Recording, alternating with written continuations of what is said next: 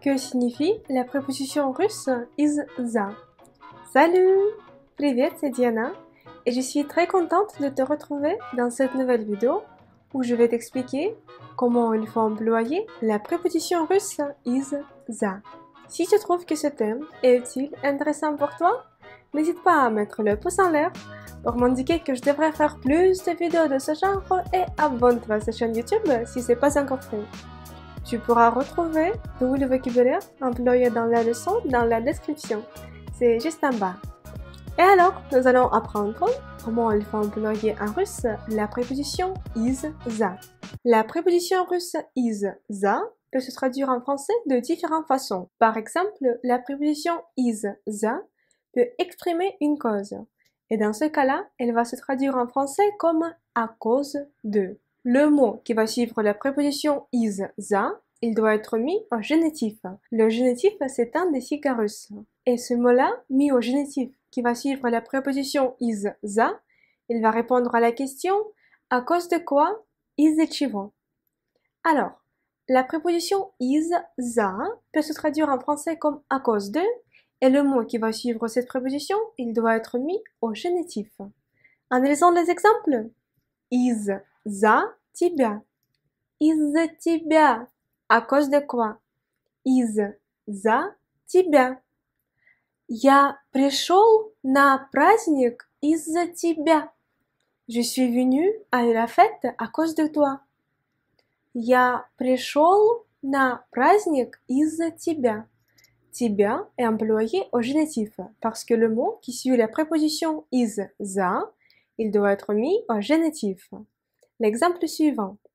Учить русский из-за любви к России. Apprendre le russe à cause de l'amour pour la Russie. Учить русский из-за любви к России. Le mot любви est employé au génitif parce que le mot qui suit la préposition russe из-за, il doit être employé au génitif. Я учу русский из-за любви к России. Я учу русский из-за любви к России. Из-за дождя мы остались дома. À cause de la pluie, nous sommes restés à la maison. Из-за дождя мы остались дома. Le mot дождя est employé au génitif parce qu'il suit la préposition из-за. Alors, la préposition russe из-за peut se traduire en français comme à cause de.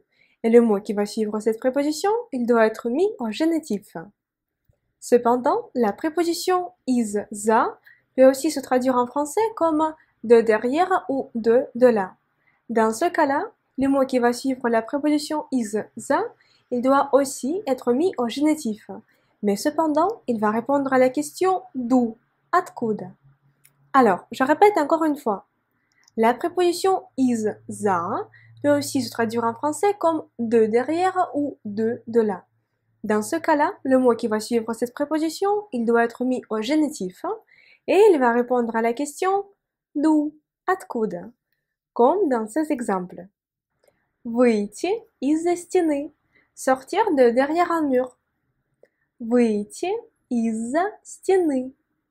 Из-за стены. Vas-y, prononce avec moi. Выйти из-за стены. Comme ça. Et le mot стены, dans cet exemple-là, est employé dans quel cas? Est-ce que tu te souviens? C'est au génitif. Выйти из-за стены. Появиться из-за угла. Apparaître de derrière un coin.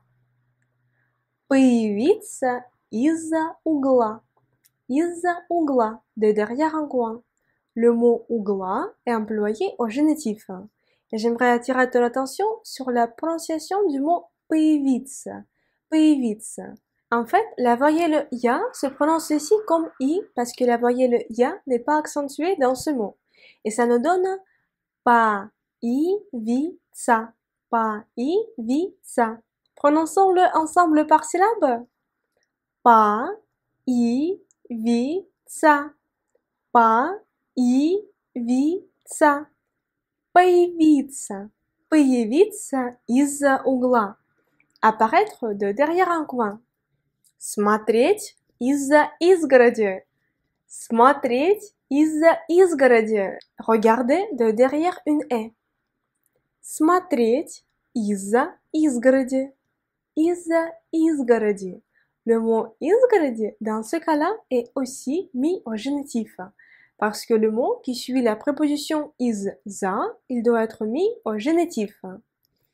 Alors, la préposition russe из-за se traduit en français de différentes façons. D'un côté, elle peut se traduire en français comme à cause de. Et le mot qui va suivre cette préposition, il doit être mis au génitif. Mais cependant, de l'autre côté, cette préposition из-за peut se traduire comme de derrière ou de là. Dans les deux cas, le mot qui suit la préposition из-за doit être mis au génitif. Si tu veux apprendre plus sur les prépositions en russe, je t'invite à regarder le cours intensif Apprendre les prépositions russes. Tu pourras retrouver le lien pour accéder à ce cours intensif dans la description de la vidéo.